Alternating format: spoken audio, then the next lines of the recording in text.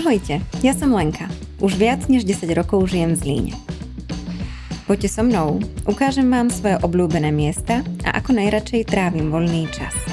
Úprimne, keď som sem prišla študovať, o Zlínskom kraji som toho veľa nevedela. Nebolo to miesto, kde som si predstavovala svoj život. Vnímala som ho len ako jednu zo zastávok. Bez dobrého kafe by to ráno proste nešlo.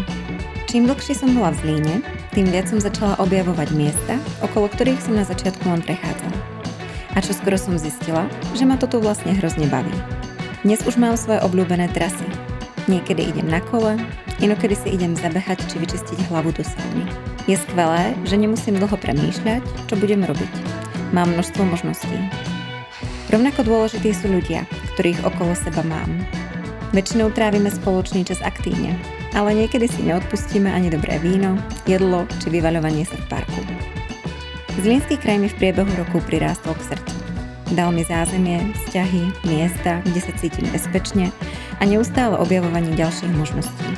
Ak chceš žiť v meste, ktoré sa stane súčasťou tvojej identity, Zlínsky kraj je skvelou voľbou. Live in Zlín.